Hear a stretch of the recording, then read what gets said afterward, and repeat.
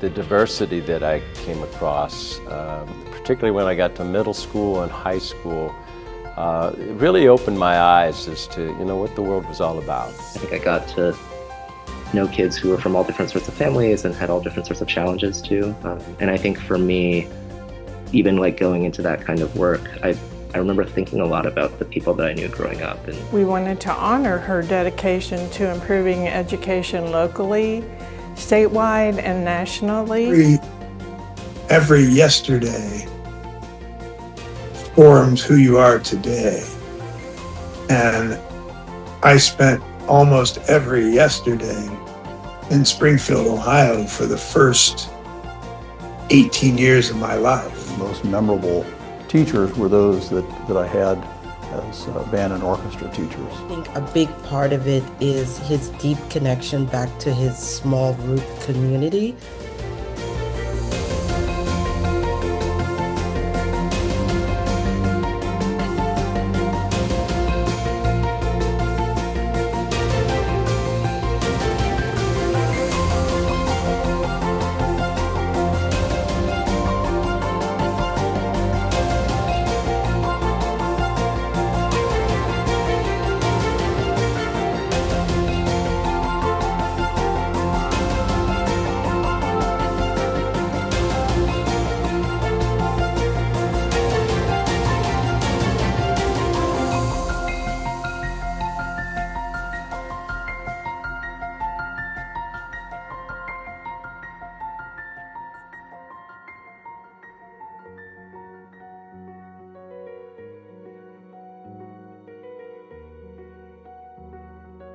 I'm so honored and so appreciate being recognized with this very special award when I consider the credentials and the resume of my fellow inductees and those inductees over the past 20 years. I'm inclined to believe that perhaps they made a mistake with me, but I'm going to humbly and gratefully accept this award and run before they change their mind and realize what mistake they made. I also acknowledge the countless graduates from the city of Springfield schools who've gone on to have tremendous careers, have been tremendously successful by any measure.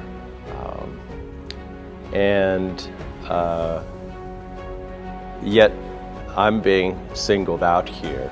It's a very special honor, and I understand to that end that tonight we celebrate all those success stories born of the City of Springfield school system, including, if I might add, my dear partner and bride for the past 40 years, Lisa Carey, who was a product of Springfield South, and without whom I wouldn't be receiving this award this evening. I also can't help but reflect upon my family, the Carey family, how supportive they have been, influential in this community.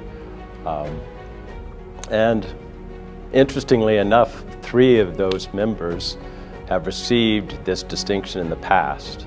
My brother, retired Army General David Carey, an older sister, Ann McFeeters, who was one of the stars of the National Press Corps, and my father, a World War II hero, community leader, and attorney, Norman Carey, who, by the way, if he were here tonight, would tell me, "You're off to a good start." If my children were all here, they would say, "You must be really old to be getting this award." Maybe both of them are right. I'm really honored to receive this award. I always say I'm always really proud to be from Springfield. I talk about it a lot, even now, like day to day. I talk about like my friends, like the experiences that we had. Obviously, there were like a lot of really great things about growing up as a kid in Springfield at the time. There were some hard things too, but I don't know. It comes up a lot for me. So to me, I think this award is mostly about all the support I had from people.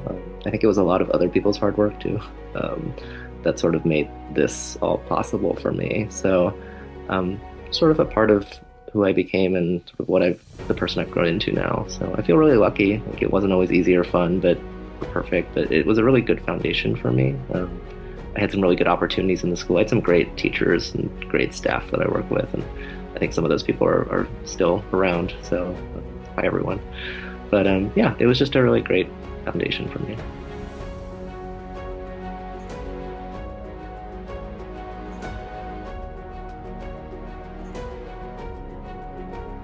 And we were ecstatic because we really felt that we wanted to honor our mother, even posthumously.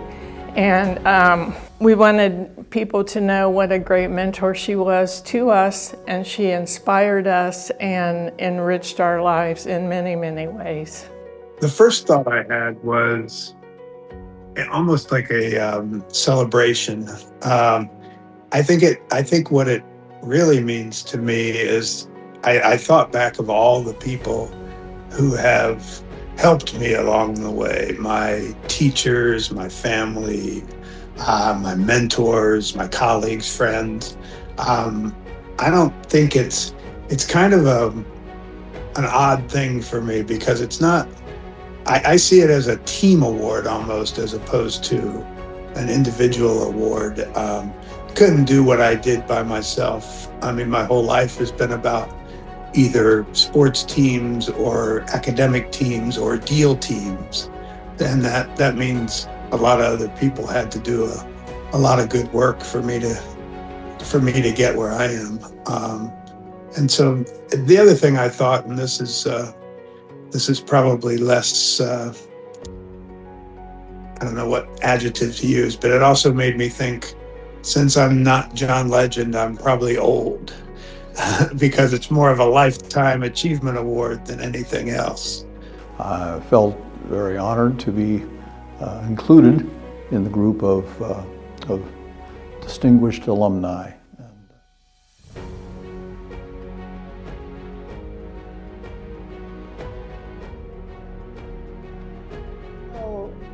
I think for me, it's about understanding my dad's many accomplishments and knowing how even after his death, he's left such an impactful legacy. My family is honored to receive this award posthumously on behalf of my dad, who passed away in 2012 when I was 2 years old. This Alumni of Distinction Award further reinforces my understanding of who my dad was, not only from stories in my family, but also hearing things from other people.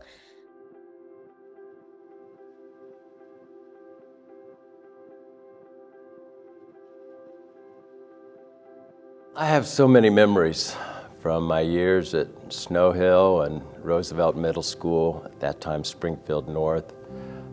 Many of them very happy, fun, some of them painful, some of them pretty embarrassing, if I might say so. I remember that I was the starting center for my 6th grade school basketball team, and that I was not the starting center for our high school basketball team. I remember being the starting wide receiver for our middle school football team, and I had some great hands and never caught a pass.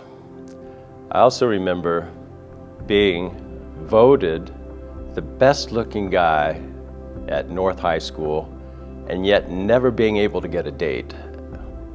I also remember being a non-member of the drama club, but yet getting a role in the spring musical in high school. You know, looking back on it, it was just great training on what life's about, that, you know, I'm not going to be successful at everything that I try, but that doesn't mean I'm not going to try it. And I had so much fun going after those experiences, learned so much about life, learned so much about myself, including my limitations perhaps, and learning from the diversity that was presented in my years in the public schools.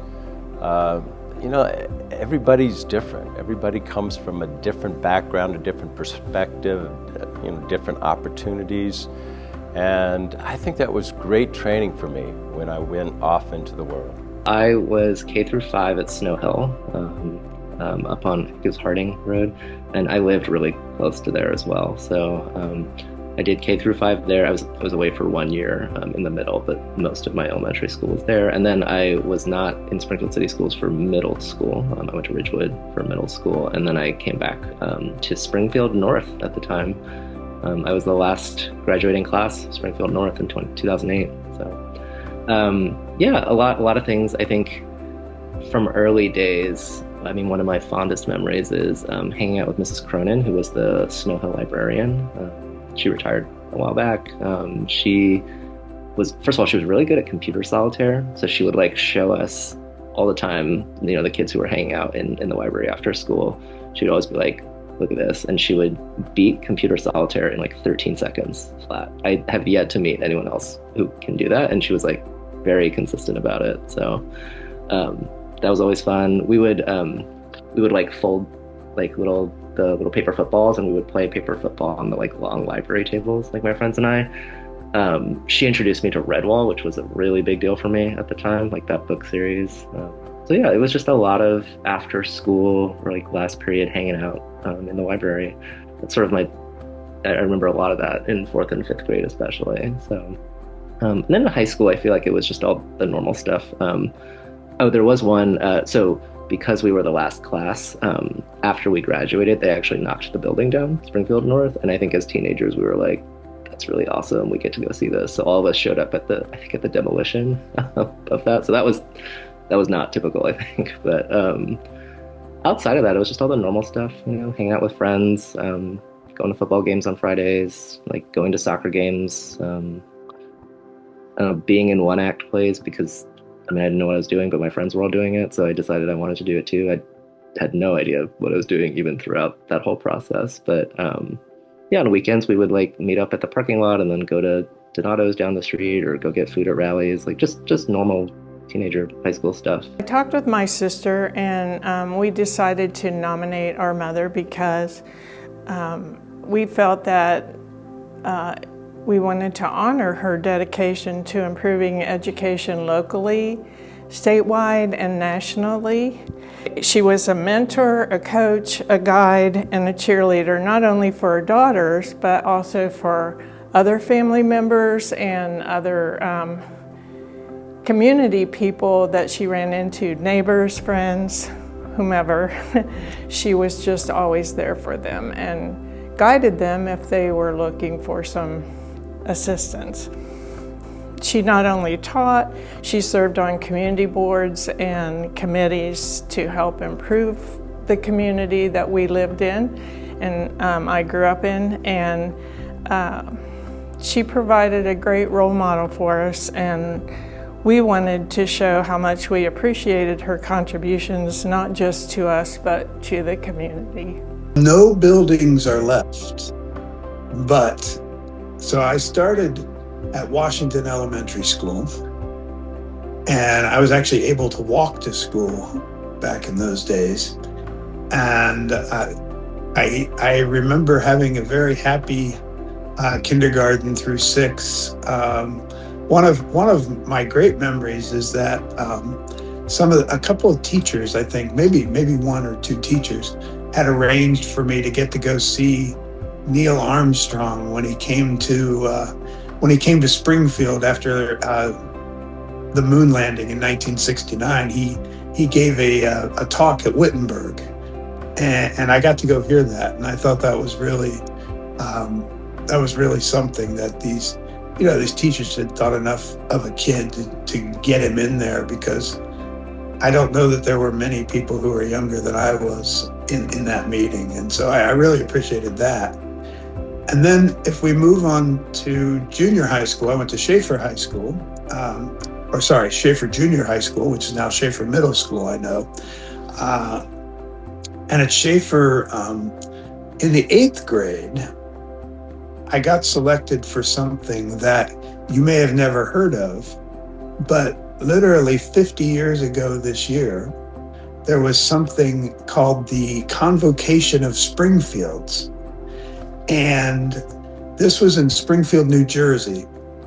It was an invitation from those in Springfield, New Jersey to all of the Springfields in the United States, and I think at the time there were at least 26, to have representatives from each of those schools in about the middle school age converge in Springfield, New Jersey, and to essentially to celebrate the bicentennial.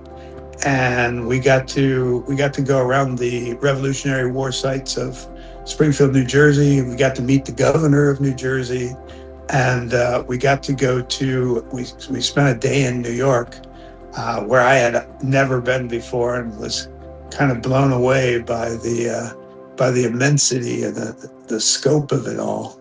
And that was the first time I ever saw the World Trade Center, because it was in '76, and I think the Trade Center was built in '73. And so one student from each of the, I think it was 5 then, junior highs in Springfield was selected to go with a couple of our teachers to that 3 or 4 day convocation. And that was quite an event, and it stuck with me all these years. And in fact, the 4 of us who went to North High School still keep in regular touch all these years later. And so yeah, that was a special moment. And then the other thing I think about is being named student body president of the school when I was at North. I mean, that was a selection by peers, and so, you know, if you're popular with your peers, I think that says something good, and I enjoyed that job or that role, and so those are kind of the 3 memories that just immediately stand out to me. Well, I attended, when we first moved to Springfield, I was in 4th grade, and I went to Kenwood for half a year. Then we moved, and I went to Simon Kenton, then into Roosevelt, and then at North High School. And I'd say the most memorable part of the high school part would be that I met my now wife, Susan, and we started dating, and we've now been married 52 years. I played basketball at Roosevelt with Carl Denon, who was the coach, who happened to live across the street, and so got to know him pretty well. Then I got more involved in music.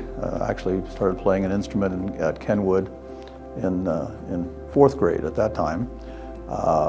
Continued that and really kind of went the route of music through that time. So probably the most memorable teachers were those that I had as band and orchestra teachers all the way through.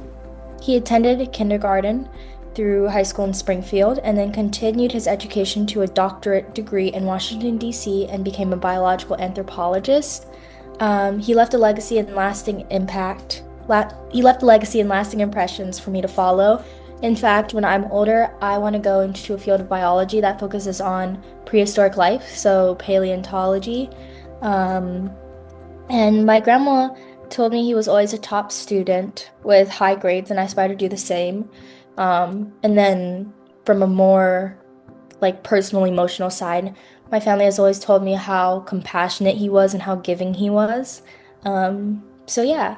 But I've had the privilege and honor to accept several awards on his behalf over the past years. This award is another example that, again, helps me better understand who my dad was. Yes.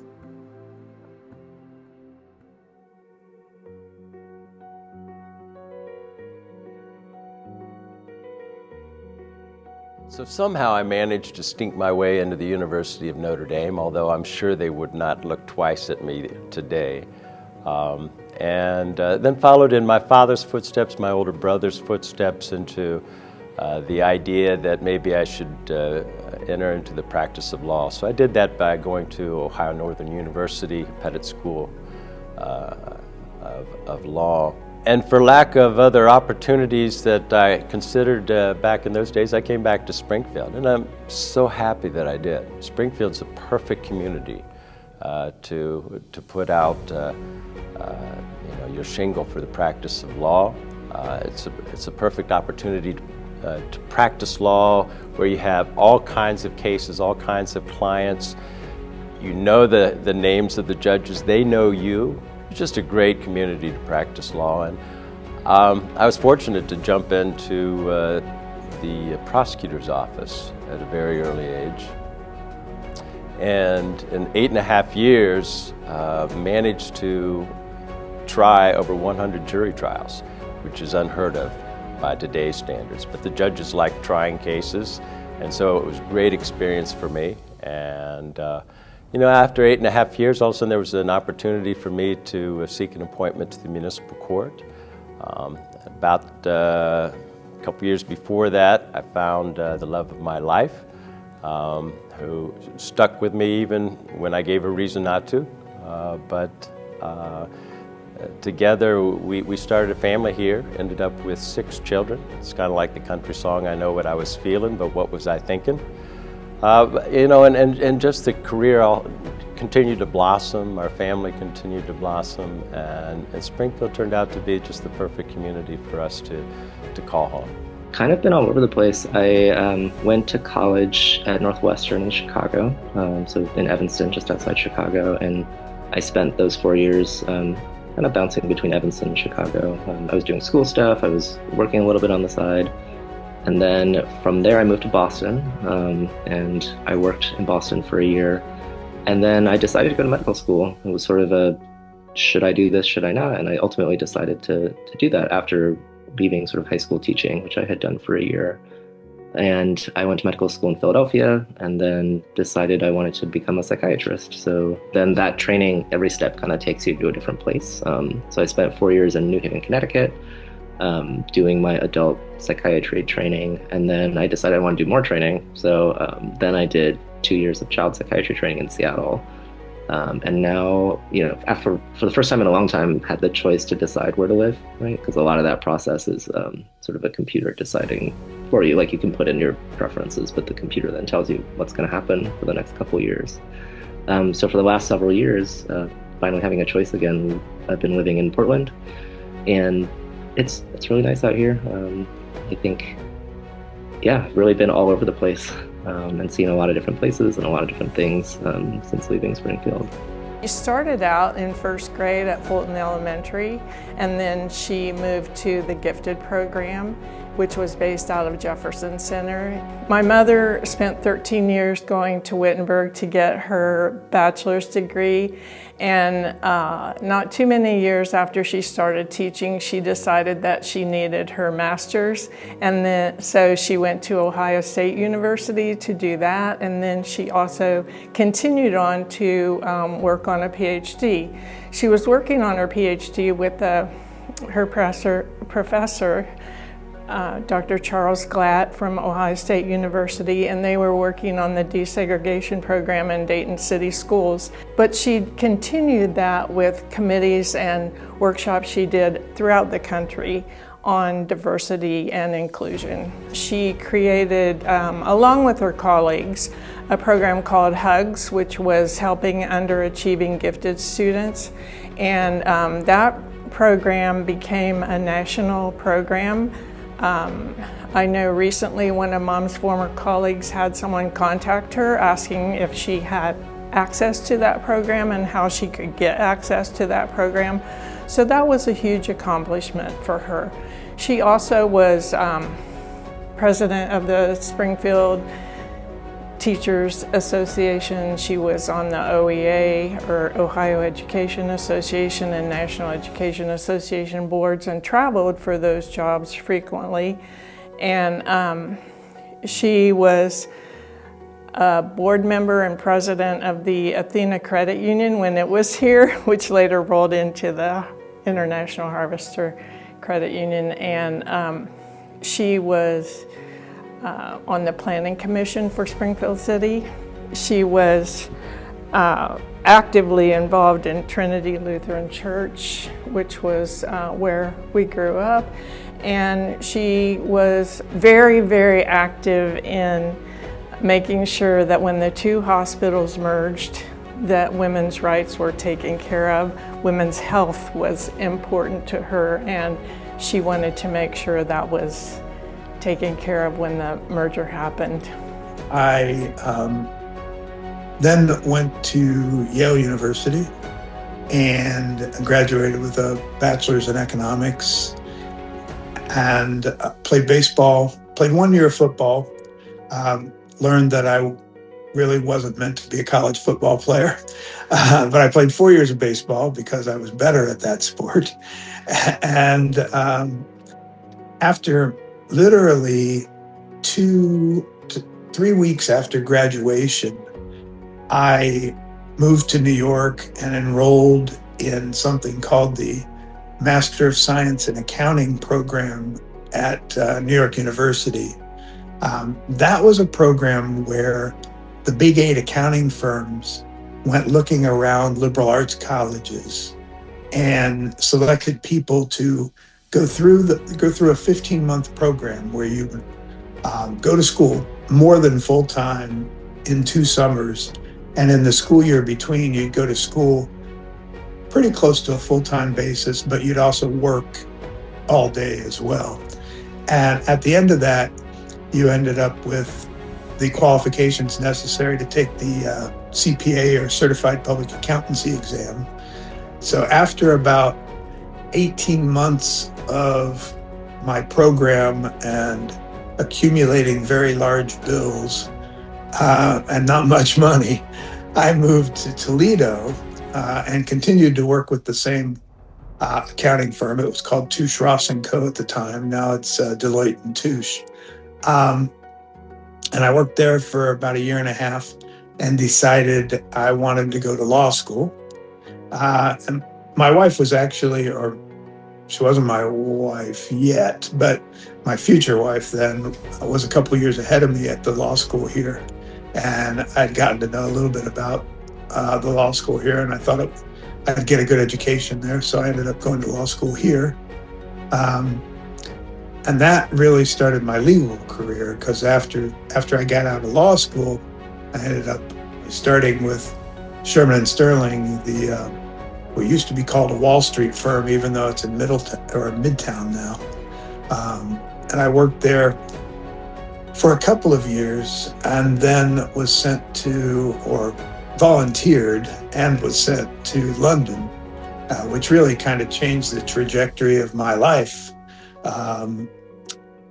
And the partner who brought me across to Sherman & Sterling's office in London, also a guy named Tom Joyce, also hired me how many years later? So it was 92, and then about 10 years later, to become a partner at the firm of Freshfields. It was called Freshfields Brookhouse Daringer. Now I think they just call it Freshfields, particularly in marketing materials. But I joined Freshfields as a partner in 2002, 2001 actually, in London. And I was a partner there in London and in Hong Kong for about 15 years after joining the firm. So I ended up spending about 25 years abroad. Went to University of Cincinnati and majored in music education. Susie and I continued to date during that time. She was at Ohio State, I was at Cincinnati. Then after we both graduated from college, we came back to Springfield. Were hired by the city schools. Susie teaching at that point special ed, and I was hired as a band director at South High School. Assistant band director, then eventually band director at South High School. That I did that for 19 years, and then got into administration and was assistant principal at Roosevelt for a couple of years, then principal at Horace Mann Elementary for 8 years, followed by Water Park Wayne in 2 buildings at that point, and then combined with new building. Did that for, I think, 9 years. Did some, after I retired from city schools, Then worked for Clark State and a scholarship program with Clark State and city schools. So continued that. After that, just continued to do some things with tutoring and teaching JA lessons and all. His most notable accomplishment that comes to mind is one that I have had the privilege to experience annually since his passing. It was also the last project that he worked on before his passing. The project was Walter Pierce Park Cemeteries, which borders the National Zoo in DC. He was the principal scientist and led the project from 2005 to 2012, and in 2024 his work led to memorializing a dedicated area of the park named the Ancestors Pavilion to commemorate the people whose remains were buried in two cemeteries that had become physically and socially invisible. The cemeteries had been invisible for over a century. The Walter Pierce Park Cemeteries were once one of the city's busiest burial grounds. Prior to my dad's project, no one walked through the park would have known it was a cemetery.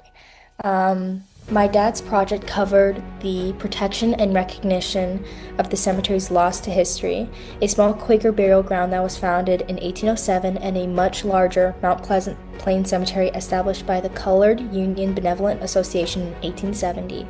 That was a mutual aid society founded by free blacks. Combined, the two cemeteries covered 7 acres and contained more than 8,400 graves. My dad, along with other anthropologists, scientists, advocates, and volunteers, made it a priority to honor and protect the cemeteries from any external sources with intentions of covering up the history of this park once again. Starting when my dad was alive, an annual ceremony is held honoring those laid to rest in these cemeteries. The descendants, advocates, and community members call out and read the names of those 8,400 graves who are a mix of African Americans and Quakers.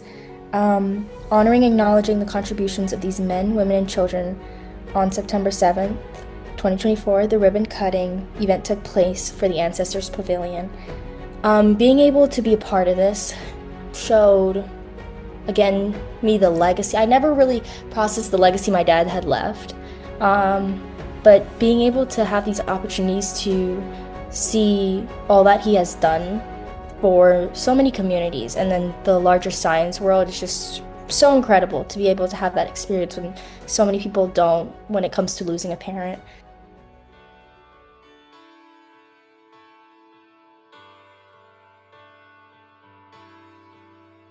When I was in high school, one of my teachers assigned all of us to write our obituary. Now go figure that for an assignment for a high school student, but it turned out to be a great exercise. What do you want people to say about you in the obituary when you pass? How do you want to be remembered?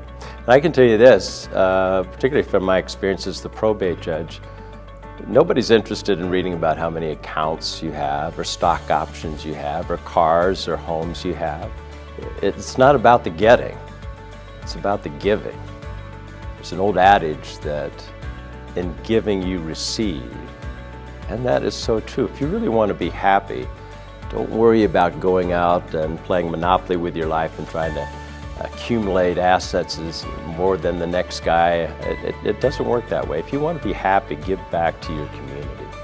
And the second thing, I think, I would say, life is more interesting when you say yes. When you say yes to opportunities that present themselves. We all have our safety zones, where we're comfortable, our comfort zones, as it were. If you go to a high school dance, it used to be there'd be a hand people who would be dancing, and the rest would be sitting along the side because they couldn't cross that threshold to take a chance and get out there on the dance floor. Say yes to those opportunities, those experiences. Life, it won't necessarily be easier, but it'll be more interesting. And I can tell you this, the Apostle St. Peter had his comfort zone in the boat, and yet was given the invitation to step out of that boat by this Jesus of Messiah. And he did. And for a couple moments, you walked on water. You know, so my advice, step out of that boat, take a chance, give back to your community, and maybe you too will walk on water. I think it was just like be open to all the different possibilities. I remember when I was in high school or had just graduated high school, I thought I'd seen it all a little bit. Like I thought I knew what I was doing. I thought I sort of knew what I was about. Like I knew a little bit about the beginnings of all that, but it was just really the start, I think, of learning all the ups and downs that come with just living life. So I think the world is a really different place now than when I was a kid growing up in Springfield, and I'm sure it'll be a different place in the future when the current students are becoming adults and trying to figure stuff out.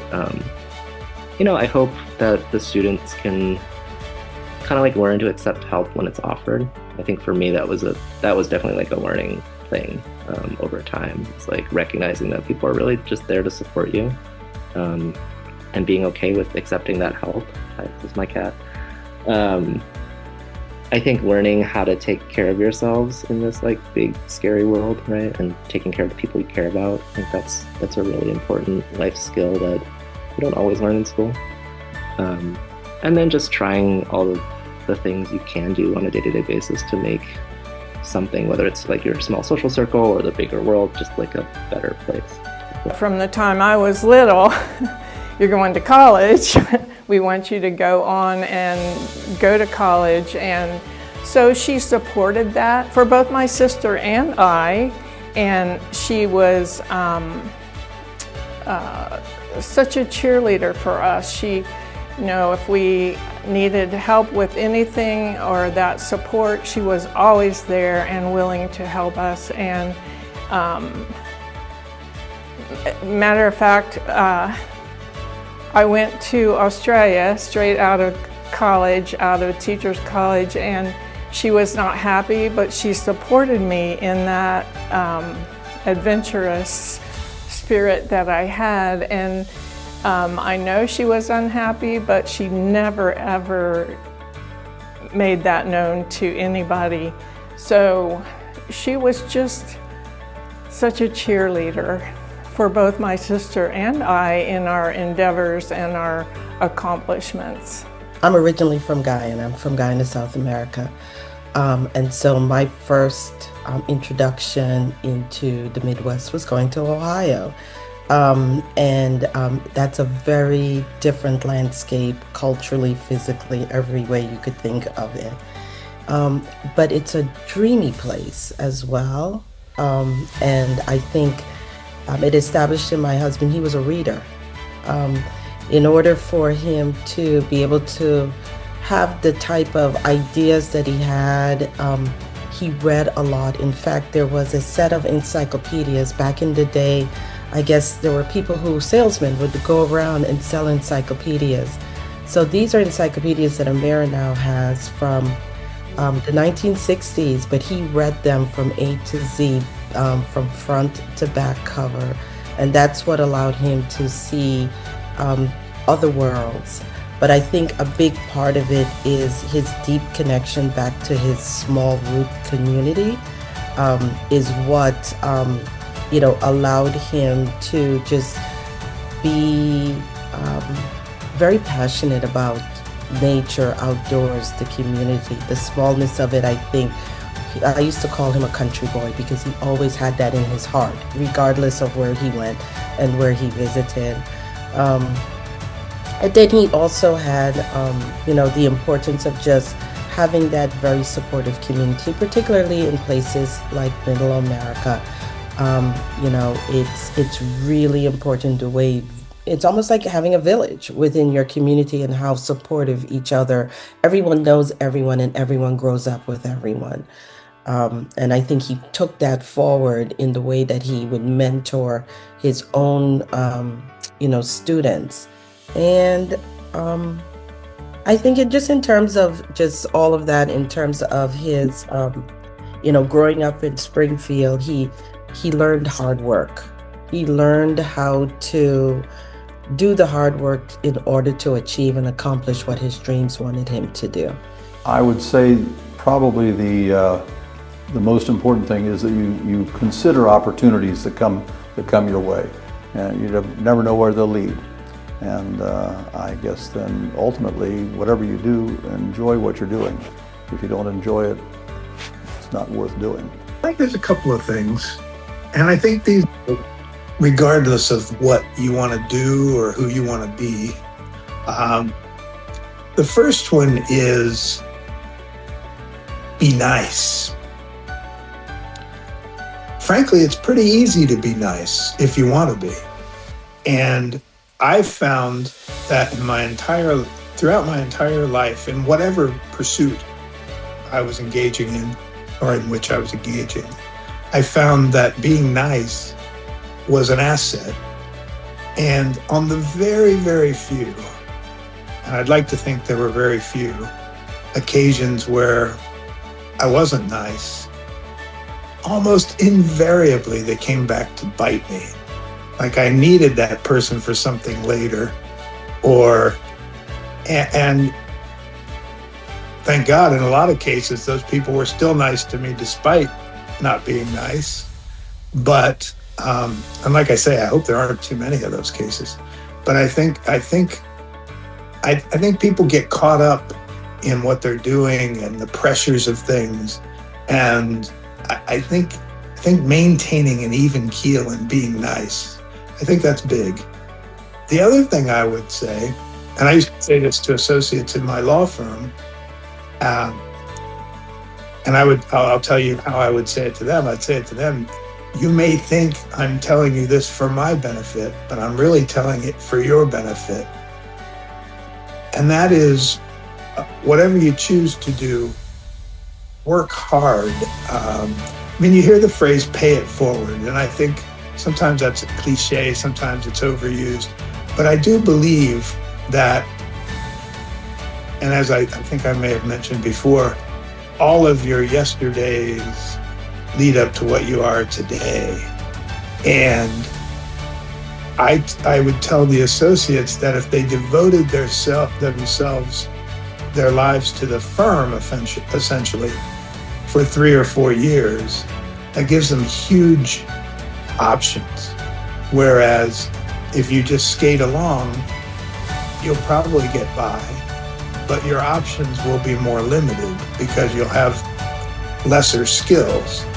And so, and for high school, well, for anybody who's in the K through 12 situation, I know it seems like, you're only 14, 15, 16, whatever. You're only that many years old, so a week seems like forever for you. But it really does go by fast. And if you focus, give your all, and do it right, all of those yesterdays will mean a lot more tomorrow than if you don't.